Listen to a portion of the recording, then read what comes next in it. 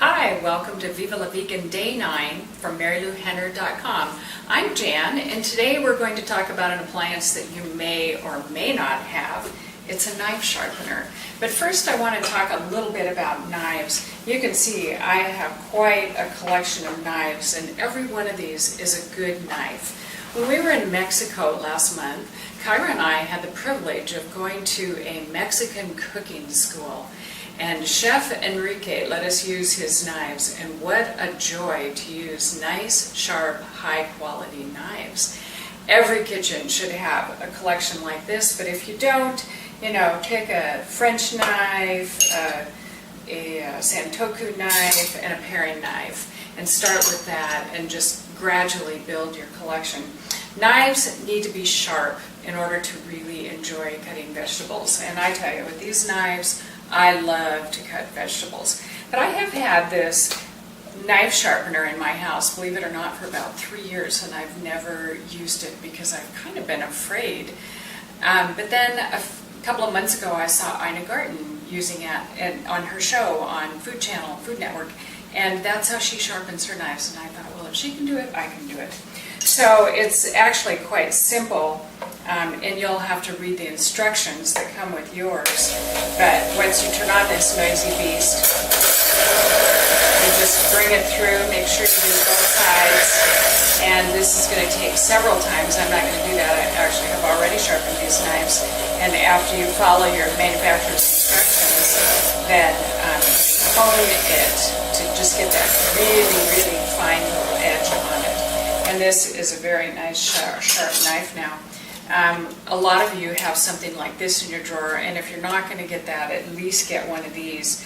And this hones a knife. It takes about 20 or 30 times, and I've seen chefs on TV say you should do that every single time you go to use a knife. So that's what I have to say about knives, but now I want to talk a little bit about that Mexican cooking school, because tomorrow in class we're going to cook one of our dishes, but today we're going to get a little bit ready for that, and that includes making some wonderful herb oil that Chef Enrique showed us how to do. And you may notice the little elephant in the room here, my pseudo herb garden, which all these are still in their pots, and this is just a little actually an ice bucket that I had available. And I'm just going to cut a few little fresh things here that we can use. I've got some basil, I've got some mint, I've got some nice fresh sage, and I'm going to do a couple of sprigs of rosemary. And with these knife-sharp knives, this will be so simple to do. Rosemary, you hold on to one end and you can just peel off the needles. They're like pine needles a little bit, or fir needles actually, for those of you who know the difference between a fir tree and a pine tree, as do I. So we have those. I like to start when I have a little leaf to cut. I like to stack them up, and there's something called chiffonade that you can do where you actually roll up a leaf and then finely slice it, and you get these little shreds. We don't need the shreds today. We're going to be chopping it up even finer than that. The mint is beautiful.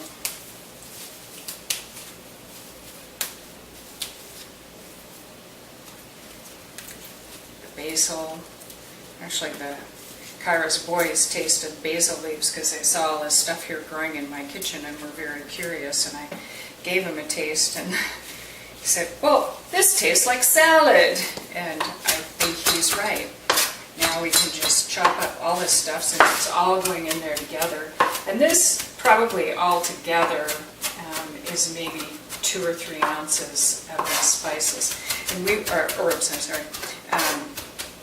You know the difference between a spice and an herb is an herb is actually the leaf of a plant, and the spice can be the fruit or the bark of a plant, and that's what differentiates a spice from an herb.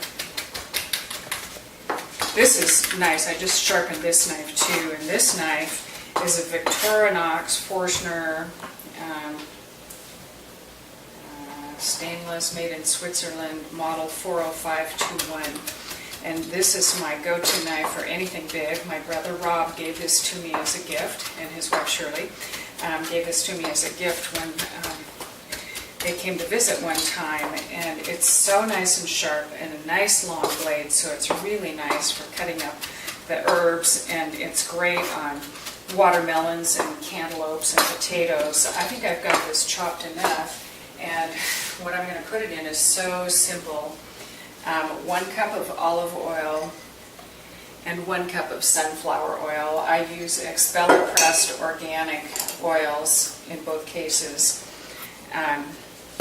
When Enrique did it, he used a quart each, and we were chopping a ton of the herbs.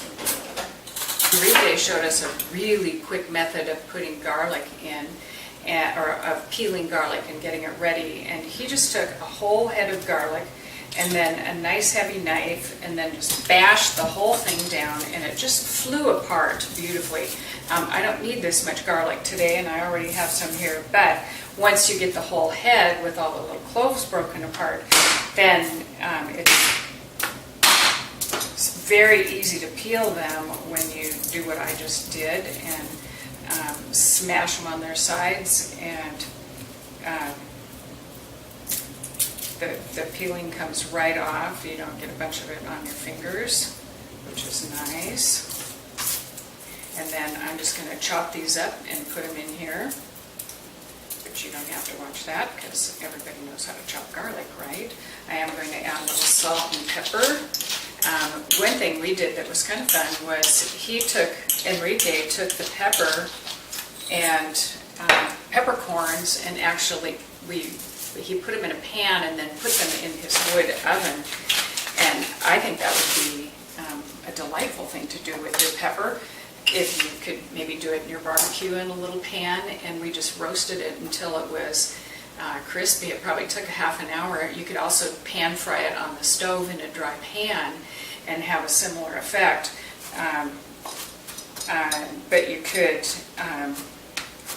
and then we broke it up in using a little mortar and pestle, which was pretty fun too. And to have that nice, fresh, roasted pepper flavor it brought a unique, slightly unique, very mild flavor to the oil. And now, as long as I've been talking, I went ahead and cut this up. And what we have is a beautiful herbed olive oil ready for use. And we'll show you later, another day, what we're going to do with this.